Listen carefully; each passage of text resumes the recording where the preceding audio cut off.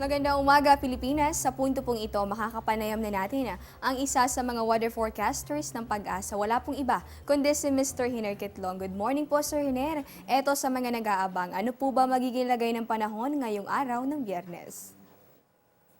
Maraming salamat, Desiree. Isang magandang umaga sa iyo. Ganoon din po sa inyong lahat, mga kabayan. Isang magandang umaga sa inyong lahat. Ngayong araw po, wala pa rin po tayong bagyo o low pressure area sa loob ng Philippine Area of Responsibility at patuloy pa rin pong umiiral ang ridge of high pressure area kung saan umaabot po ito sa Luzon.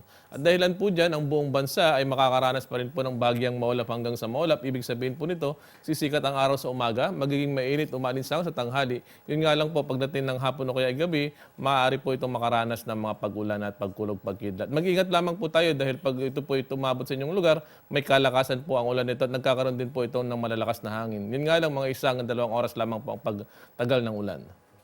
Sir Hiner, dahil nga po nabanggit nyo yung ridge ng high pressure area, pinatatanong ng Panahon TV follower na si Mark Joseph Diaz, bakit daw po ba napakaalinsangan sa Mindanao gayong wala namang ridge of high pressure area na nakaaapekto doon?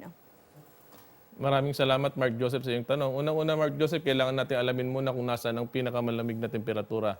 Dito po sa mundo, ang pinakamalamig po ay matatagpuan sa North Pole at saka sa South Pole. Samantalang ang pinakamainit naman ay natatagpuan naman sa equator. Ito po yung boundary ng Northern Hemisphere at Southern Hemisphere. At dito po, ang Mindanao naman po ay malapit po ito sa equator. Almost 5 degrees lamang po yung taas nito. Kaya't naapektuhan din po nito yung init. At hindi lang yan, Mark Joseph, yung pong high pressure area o yung ridge na nakakapekto sa ating bansa ngayon, nagkakaroon po ng yung pong hangin ay nanggagaling pa ho ng Pacific Ocean. So easterlies pa rin po yung hangin. Isa po ito sa mga dahilan kung bakit mainit po sa ating bansa. Hindi lang po sa Mindanao, halos buong bansa po mainit po talaga ang temperatura natin. Ayan, Mark Joseph, naway nalinawan ka sa iyong katanungan na napakagandang ipinaliwanag naman ng isa sa mga weather forecasters ng Pag-asa. Sir Hiner, nabanggit nyo rin po yung mainit na panahon. Kaugnay po niyan, ano po ba yung mga inaasahang temperatura sa mga pangunahing lungsod sa bansa ngayong araw?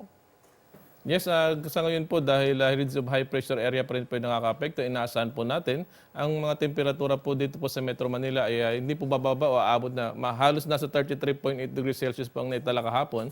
At samantalang sa Metro Cebu naman nakapagtala naman po ng 32.4 degrees Celsius at sa Metro Davao naman ay nakapagtala po ng 33.8 degrees Celsius.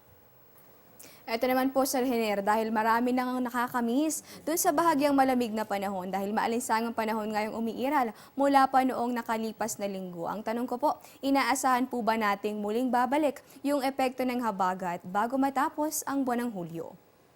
Base po sa pag-aaral na ginawa natin kanina, ang habagat po sa ating bansa ay muli po itong babalik pagdating po ng Lunes o kaya ay Martes. Yun nga lang po, panandalian lamang po yan. Dahil muli na naman pong iiral itong high pressure area, kaya kung baga mainit na naman po, magandang panahon pa rin po ang mararanasan natin. At nakasama po natin ngayong Lunes ng umaga, wala pong iba, kundi si Mr. Hiner Kitlong ng Pag-asa. Maraming salamat po sa inyong mga ibinahaging kaalaman sa amin ngayong araw.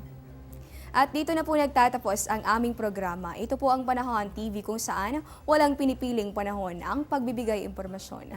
Abangan niyo po ang aming oras-oras na update dito lamang sa Telebisyon ng Bayan. Sundan niyo rin kami sa aming mga social media accounts at i-download na ang Panahon TV mobile app para handa ka sa magigilagay ng panahon anumang oras. Ako po ang inyong nakasama, Desiree Jonyo. Magandang umaga at happy Friday po sa inyong lahat. Ang programang ito ay hatid sa inyo ng Air 21. Sagot ko, padala mo.